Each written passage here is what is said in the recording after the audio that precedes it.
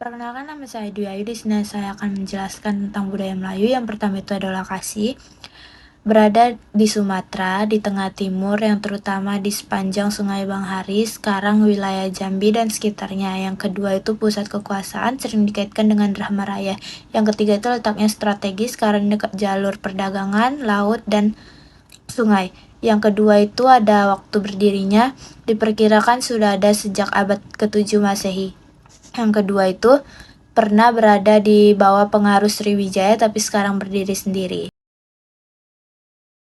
Yang ketiga itu ada sumber sejarahnya. Sumber sejarah kerajaan Melayu berasal dari satu catatan luar negeri Tiongkok. Itri Singyijin, pendeta Buddha dari Cina sehingga di Melayu dalam perjalanan ke India tahun 671 Masehi. Catatan dinasti Tang juga mencatat hubungan diplomatik Melayu dengan Cina. Yang kedua, Parasasti ataupun Parasasti Arca. Prasasti Gerahi 1183 di wilayah Thailand Selatan menyebut nama raja dari keluarga Maulia. Parasasti Padaroko 1286 menyebut nama Srimat Tribuanarja Maulia Warmadewa dan pengirim arca Amoghapasa dari Singgarsari. Yang ketiga, kitab Negar Keteragama menyebut Melayu sebagai wilayah di bawah Majapahit pada abad ke-14. Nah, jadi kita akan membahas poin yang kedua dalam pembahasan kita mengenai Kerajaan Melayu. Nah, jadi itu mengenai kondisi sosial politik dari Kerajaan Melayu ini. Kita akan membahas 4 poin. Yang pertama yaitu agama dan kebudayaan, yang kedua yaitu struktur politik dan juga tokoh-tokoh pentingnya nanti. Yang ketiga kita akan membahas hubungan internasionalnya. Jadi pastikan Kerajaan Melayu ini akan dulu tuh pasti mempunyai hubungan. Gak mungkin dia cuma berdiri kokoh sendiri tanpa adanya menyalin kerjasama. Nah, jadi untuk yang terakhir itu kita akan membahas perekonomiannya dan juga perdagangannya yang ada di dalam Kerajaan Melayu ini. Nah, untuk poin yang pertama yaitu agama dan kebudayaan nih. Jadi mayoritas penduduk di Kerajaan Melayu ini dia itu menganut agama Buddha. Tapi kan agama Buddha ada dua, Hinayana dan juga Mahayana. Jadi kalau misalnya di Kerajaan Melayu itu dia itu mayoritas penduduknya menganut agama Buddha yang Mahayana dengan praktik Buddhis yang kuat dalam kehidupan bermasyarakat mereka. Nah, untuk bahasa yang mereka gunakan itu mereka menggunakan berbagai bahasa yang mereka dapatkan pengaruhnya itu dari India. Contohnya itu seperti Sanskerta yang digunakan dalam prasasti dan juga ajaran agama mereka, yang dimana bahasa mereka ini kan dipengaruhi oleh India. Nah, India ini masuk melalui jalur perdagangan mereka di Kerajaan Melayu itu. Nah, untuk yang poin kedua yaitu struktur politik dan raja-raja ataupun tokoh-tokoh pentingnya. Jadi untuk struktur politiknya ini sebenarnya Kerajaan Melayu itu dia menggunakan sistem yang berbentuk monarki. Jadi sistemnya itu kayak turun temurun, kayak misalnya raja pendirinya ini kan si A, terus si raja A ini punya anak. Nah, anaknya itulah yang akan menjadi pewaris tahta dari kerajaan itu. Jadi dia kayak sistemnya itu gak bisa diganti dengan keturunan dari mana gitu lah. Pokoknya dia sistemnya turun temurun.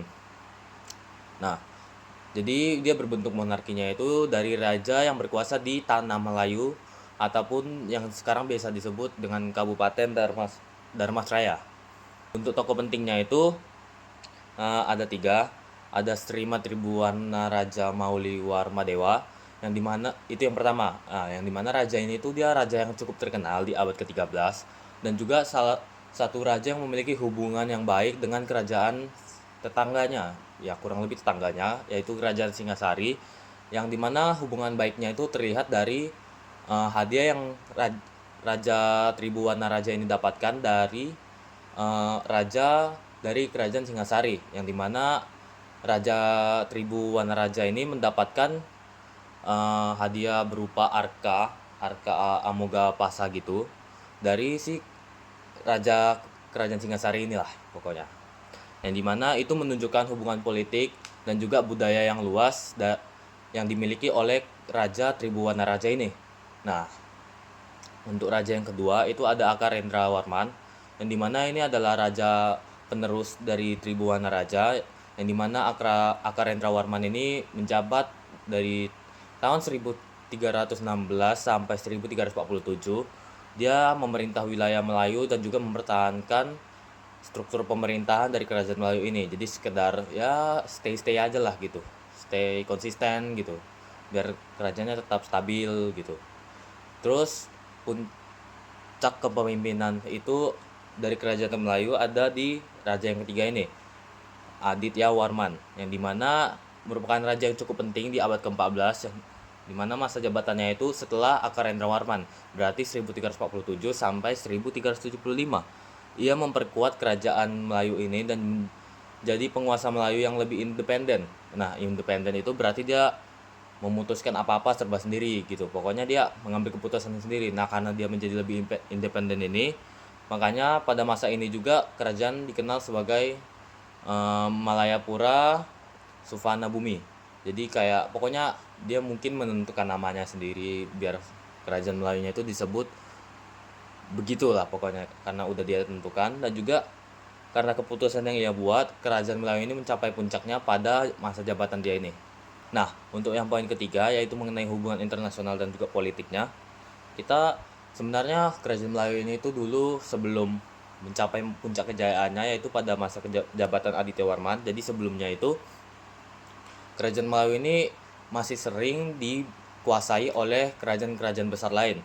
Contohnya itu salah satunya ada Kerajaan Sriwijaya yang menguasai kerajaan Melayu ini pada tahun 692 Masehi. Tetapi kemudian gak lama setelah itu masa kekuasaan Sriwijaya di kerajaan Melayu ini itu mulai melemah. Yang dimana pada abad ke-13 hubungan dengan kerajaan Singasari kan menjadi lebih kuat tuh dengan kerajaan Melayu. Nah, itu memperkuat posisi Melayu sebelum akhirnya dia itu terintegrasi dengan kerajaan Majapahit pada abad ke-14. Nah, terintegrasi itu maksudnya di sini kayak bisa dibilang tergabung lah dengan kerajaan Majapahit. Jadi kayak beberapa kerajaan bersatu menjadi kerajaan Majapahit gitu. Nah, untuk poin yang keempat, kita akan membahas perekonomian dan juga perdagangan yang ada di kerajaan Melayu ini. Nah, karena kerajaan Melayu ini kan letaknya strategis yang mana seperti yang udah ada dijelaskan sebelumnya, kerajaan Melayu ini itu berada di Selat Malaka yang membuat kerajaan Melayu ini menjadi pusat perdagangan rempah, emas, dan barang-barang apapun itu dari luar negeri. Karena Selat Malaka itu merupakan salah satu jalur perdagangan yang sering dilewati oleh semua pedagang-pedagang yang dari luar negeri gitu. Nah, ini ada sedikit tambahan buat kalian yang mungkin bertanya-tanya, kira-kira ada gak sih raja pendiri dari kerajaan Melayu ini yang betulan diketahui dan tercatat langsung oleh sumber-sumber sejarah yang ada? Nah, jawabannya itu nggak ada yang betul-betul pasti untuk raja yang benar-benar mendirikan kerajaan Melayu ini dari catatan sejarah apapun yang udah tertulis.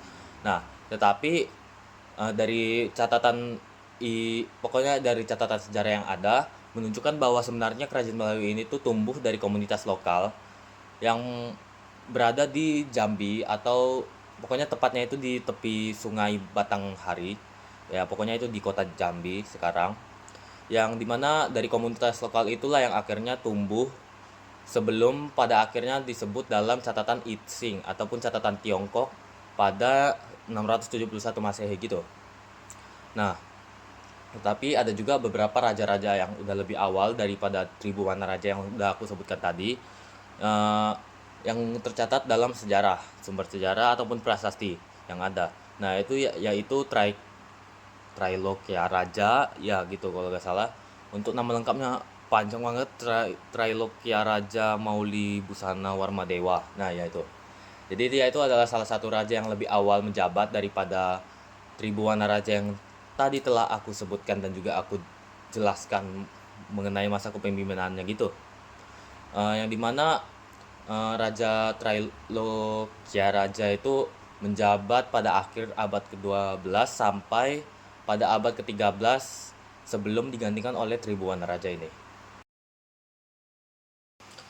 Nah, jadi mungkin segitu saja yang bisa kami jelaskan mengenai kerajaan Melayu. Semoga kalian bisa paham dan mengerti. Ya.